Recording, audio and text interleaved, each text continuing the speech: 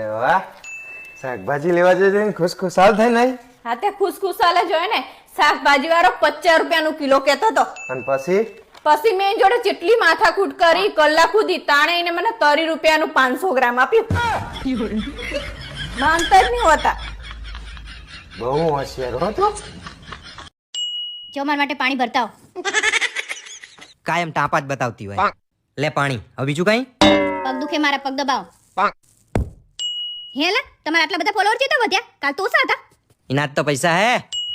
કઈ રીતે વધ્યા મને કોને? હું તને કહું તો ખરો, પણ એ પહેલા તારે મારા કામ કરવા પડશે. શું કામ કરવાનું છે? જા પાણી લેતી આય. લો આલા પાણી. હવે તો કહો કેવી રીતે વધ્યા? પહેલા પગ દબાય 5 મિનિટ.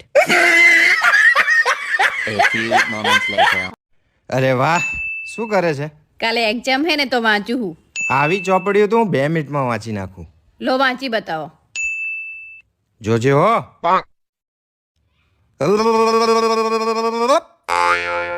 જોયું? તો બતાવો પાના નંબર 56 ઉપર શું લખ્યું હે?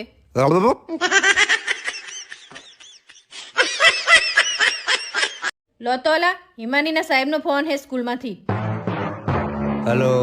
હા ભાવેશભાઈ, હા બોલો. તમે હાલ જ સ્કૂલમાં આવો, કારણ કે તમારી દીકરી હિમાની બહુ તોફાન કરી રહી છે. હા તો અમે શું કરીએ એમાં? તોફાન તો એ ઘરે કરે. અમે તમને કોઈ દાડો બોલાયા ખરા? પપ્પા, હા બેટા. અત્યારે તો તમે મારી આટલી કાળજી રાખો છો, પણ હું સાસરે જતી રહીશ અને મને કંઈ તકલીફ પડશે ત્યારે પણ તમે મારી આટલી સંભાળ રાખશો? હા બેટા, પણ તારે આવું કેમ પૂછવું પડ્યું? પણ મેં તો એવું સાંભળ્યું છે પપ્પા કે દીકરી એક વખત સાસરે જતી રહે ને પછી એના મા બાપ એને કોઈ તકલીફ હોય અથવા એનો વાંક ના પણ હોય ને તો એને સહન કરવાનું કહે છે.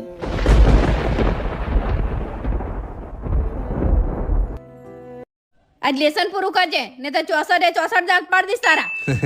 માણસને 32 દાંત જ આવે. મને ખબર જ હતી કે તમે વચ્ચે બોલશો એટલે 32 તમારાય ગણી લીધા.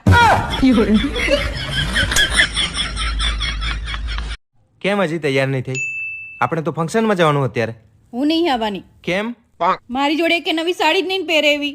મને ખબર જ હતી કે તું આવું જ કહીશ, એટલે જ હું તારા માટે એક નવી સાડી લઈને આવ્યો છું. અરે વાહ, મસ્ત હે. ક્યાંથી લાયા? તારા કબાટમાં હી. દરવાજો ખોલ ફટાફટ. આમે મને કંટાળો આવ્યો હોય. શું થયું? હું તારી માં માટે 150 રૂપિયાના કેળા લઈને આવ્યો હતો. હેડતી વખતે તારી માને શરમે ના આવી. મને 100 રૂપિયા જ આપ્યા. એ ભગવાન, તમે મને લેવા આવ્યા હતા કે કેળા વેચવા આવ્યા હતા?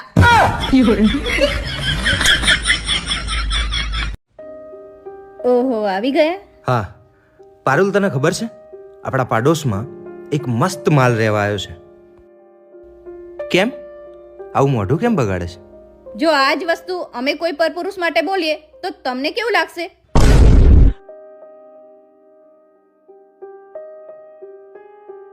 હું શું કહું તને? હા બોલો.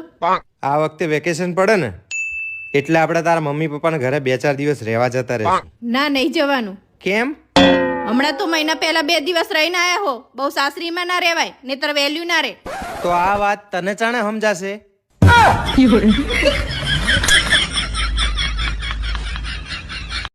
બેન, તમારા હસબન્ડ તો ઓફ થઈ ગયા છે. અરે બેન, હું તો જીવું હું. હવે સાના માના હોઈ રહ્યો ને તમને વધુ ખબર પડે કે ડોક્ટર ને? બોલ બોલ. અરે રહેવા દે ને પારુલ, હું કરી નાખું. તું જા આરામ કર. હા અરે પારુલ, આ તું શું કરે? લાય હું કરી દઉં. તું શાંતિ બેસ, તમ મોબાઈલ જો. હા લાય પારુલ, હું તને શાક સુધાર દઉં. હવે તમે સુધરી જાઓ ને તોય બહુ છે.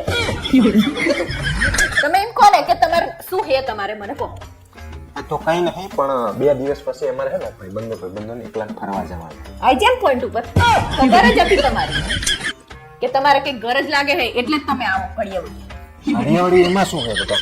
ત્યાં આજ સુધી મને કઈ નાય નહીં પાડી. તું એટલી હારી છે ને. હું તમને જવા દેવાની નહીં. તમારે જે કરવું હોય એ કરી લેજો. પટાવાના તમે. પણ 2 વર્ષથી અમે ભાઈબંધો જઈ એકલા ફરવા નહીં ગયા. જ્યાં જઈએ તમને હંગાત લઈ જઈએ. એક વખત તો ફરવા જવા દે તું મને. હા તે બૈરાન તો હંગાત જ હોય ને. ચા હોય બૈરા તાણે?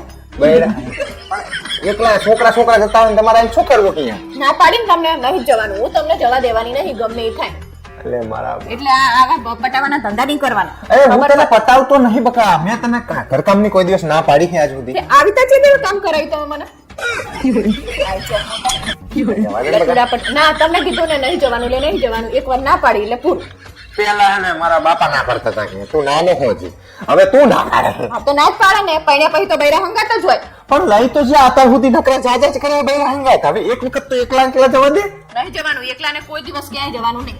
એ મારા હંગાત લઈ જઈએ એટલે શું થાય ભાઈ, ખાવાની બાવાની બધી જફા થાય એટલે મમ્મી એકલા એકલા જઈ આવા. પૈણવું નતું ને, જફા થાય તો એકલાને જ રહેવાય. અરે મારા બાપ જવા દે ને કે આવું શું કરે તો. નથી જવાનું કીધું ને, હું છેલ્લી વાર કહી દઉં તમને જવાનું નહીં. પૂરું. તારે શોપિંગ કરવાનું તો જવાનું. હા જવાનું હતું ને. લે બકા 1000 રૂપિયા થઈ રહેશે ને. હા થઈ રહેશે. અને તું પેલું પાર્લર જવાનું કહેતી હતી તો. અને હા અમારે પાર્લરે જવાનું છે. લે બીજા 500 હવે. અને અમારે ચાંદીની પાયલ લાવવાની હતી. લે બીજા 1000 રૂપિયા હવે તો રાજી ને. હા હવે રાજી. હવે હું જાઉં ફરવા મને ભાગો. હા જાઓ, પણ હે ને છેલ્લી વખત પછી નહીં જવા દઉં, યાદ રાખજો. આ છેલ્લી વખત હવે આખો દિવસ પાડાની જેમ પડ્યા રહો, કઈક કામ ધંધો કરો. કામ ધંધો કરવાથી માણસ મરી ના જાય. મને ખબર છે કામ ધંધો કરવાથી માણસ મરી ના જાય, પણ હું રિસ્ક શું કરવા લઉં.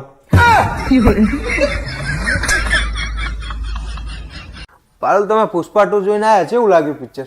પિક્ચર તો સારું હતું, પણ મારા બેટા ઉલ્લુ બનાવે. કેવી રીતે? અંદર લખેલું પુષ્પા 2, તો પુષ્પા 2 ના હોવો જોઈએ.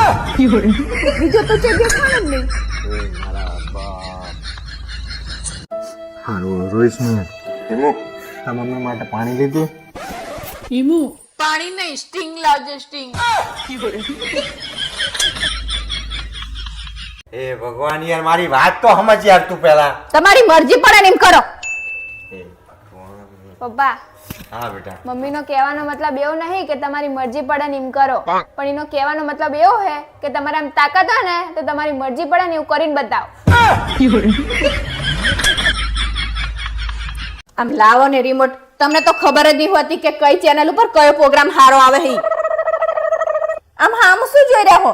તમને તો એવું જ લાગતું હશે કે હું બાજવાના બાના ગોતું નહીં. અરે ના બાપા ના, તું બાજવાના બાના નહીં ગોતી, તું ખાસ ખાલી મને ગોતે હે. બાના તો આખા ગામના તારી જોડે પડ્યા હોય. આમ જો ને લા, આમાં ચેવી મસ્ત સ્કીમ છે, એક ખરીદો ને એટલે એક ફ્રી છે. પણ પેલા એકના ખરીદવાના તો પૈસા હોવા જોઈએ કે નહીં? તારો બાપ ઉધાર વાળાના વ્યાજના પૈસા ગણી ગયો. હેમુ, આજ તો બહુ જ ખુશ છું. આજ તો તાર પપ્પાએ મને ડોલ કીધી. મમ્મી તને સાંભળવાની ભૂલ થઈ હશે, ડોલ ને ઢોલ કીધું હશે. મારી એક વાત નહીં સાંભળતી તું. હવે ખબર પડી ને, જાણે તું મારી વાત નહીં સાંભળતી હોય તાણે મારા ઉપર શું વીતતી હશે. હેલા 9 વર્ષ ચાલુ થાય તો તમે મને ગિફ્ટ નહીં આપો? શરમ કર નકરું આખું વરહ માગ માગ જ કરતી હોય. આવું શું કરો, કંઈક તો આપો. હે ભગવાન, બોલ શું જોવે તારે? મને કંઈક એવી ગિફ્ટ આપો જે 12 મહિના સુધી ચાલે. આખું બંધ રાખ.